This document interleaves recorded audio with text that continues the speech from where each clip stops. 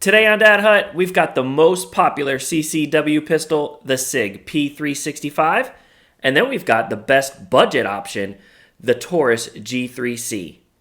Which one's the best? Let's find out.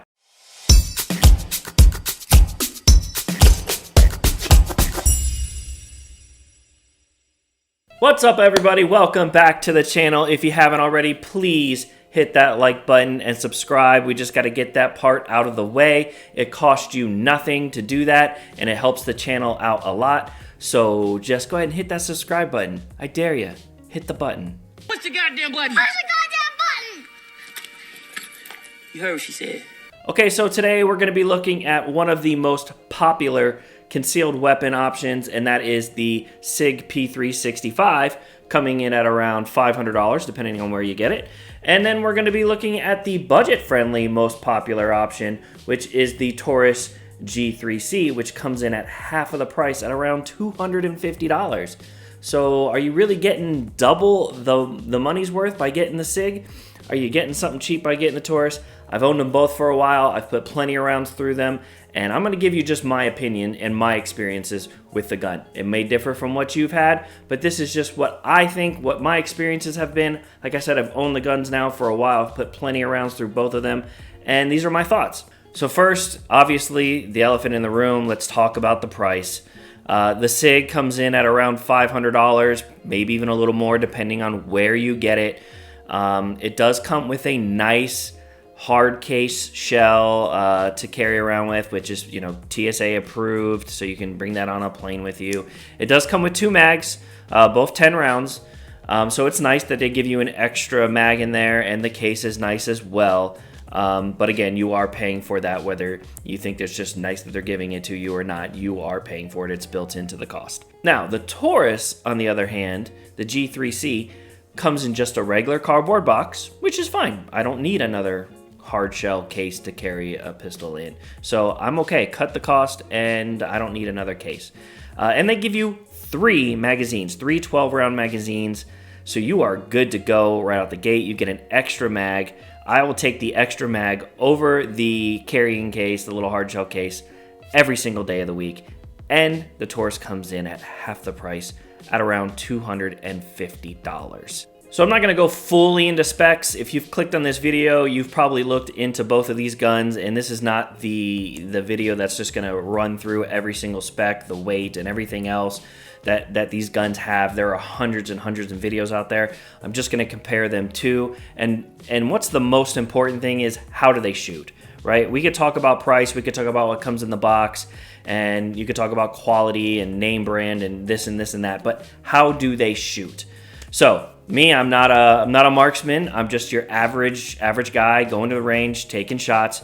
So, but using both of these pistols, I do not see a difference in my accuracy shooting with the Sig or with the Taurus. None seems to be better or worse than the other when it comes to me personally shooting the firearms. I feel that I am just as accurate with both, or I guess depending on how you look at it, just not as accurate with both as I am with either one of them. So to me, they both shoot very similar as far as accuracy goes in my eyes with the gun in my hand. That could differ from person to person, but with me, both of them very, very similar as far as accuracy goes.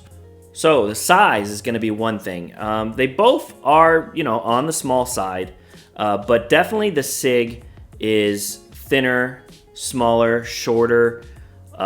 It feels like it weighs less. And for me, that's a big, big plus, because I'm more likely to carry the Sig because of its size and its comfortability, putting it on my person. The Taurus isn't overly huge or anything like that, but it definitely is on the bigger side for a concealed weapon. I would say that, I would be more likely to carry the Sig on an everyday basis when I compare it to the Taurus, just because it's a little bit smaller. It's not a huge deal, but, in the summer when you're wearing shorts and, it's not as easy, I guess, or not as comfortable to carry, the Sig might actually be better for that than the Taurus. Now, when shooting them, I don't have giant hands. I don't have small hands either. They both fit my hands very, very well. I would say go to your local gun shop and see if you can just hold them, dry fire them if you can, or if you go to your range. A lot of times they have the demo. I know my range has both of these guns on demo that you can just rent, and you could shoot them both before you even bought them to see which one you'd like. But definitely, if you can't demo them, go hold them in your hands. Make sure that your hands aren't too big or too small for either of them. I think you're going to be fine either way, unless you're on the extreme large or extreme small side. For some of these guns, I think the Sig is probably going to be better for if you do have a smaller hand, and the Taurus will probably be better if you have that extreme large hand. But both of them, if you have average, you're going to be good to go. One thing I will mention with shooting the Taurus, it feels springy. And I'm not talking about a recoil spring like it's jumping up and down when you're shooting it. I think the recoil on both of these guns are fairly similar. You can feel the spring inside the Taurus when you're shooting it. It doesn't seem to affect the gun. It doesn't seem to affect the accuracy or even the recoil as far as controlling it, but you can definitely feel it. It's hard to explain. The only thing I can think is it feels springy. Like you can feel the gun working inside after every trigger pull. Easy for you to say. So that's definitely something I think you should consider. It doesn't seem like it's a problem with just my pistol. I hate to even call it a problem because again, I haven't had it affect the pistol at all. But I've seen other people say the same thing online. You can feel it during a dry fire, so I would say go to your local shop and see if you can dry fire it, and just see if that's going to bother you. I don't know. It doesn't really bother me, but it's definitely noticeable. It's got that internal springy feel to it after every shot. It hasn't had it malfunction. I have not had a malfunction on either of these guns. And I would say probably close to 1,000 rounds through each of them. So not, crazy amount of rounds, but I think if something was going to happen, I would have seen an issue by now. So I haven't had a problem with either of them. Now that could vary depending on who you talk to. I'm sure that, with the Sig, you're paying for better, quality assurance. You're probably paying for better customer service if something happens. And that's built into the cost. But so far with the Taurus, I have not had any problems, and I have not had any problems with the Sig. Now, if I ended up having to use customer service with the Taurus, maybe that extra money I've spent on the Sig would probably be worth it. But let's just hope that doesn't come to that. And that's kind of a risk you take when you are purchasing a budget gun as opposed to one that's not. So ultimately, which one do I think you should get? If you put both on the table and you said, hey, you just pick one, which one do you want? I'm going to take the Sig. It does hold 2 less rounds in the magazine than the Taurus, if you're talking about standard mags here. But to me, it feels better in my hand. It's more convenient for me to carry because of its size. And it doesn't have that springy feel to it. Again, I'm not a better shooter with it than I am with the Taurus. I'm very much the same. But if you told me money was no object and just pick one up, I'm going to take the Sig. Now, if you said, here's $500, I'm going to go buy the Taurus because that's going to leave me $250 either in my pocket or $250 to buy ammo, range time, or something else.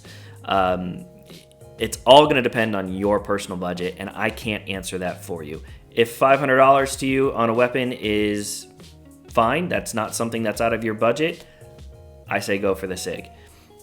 If you are a little tighter on the budget and $500 seems like a lot, you are not going down to buy a Taurus at $250. Yes, you're buying a more budget-friendly option, but I still think you're getting that quality there.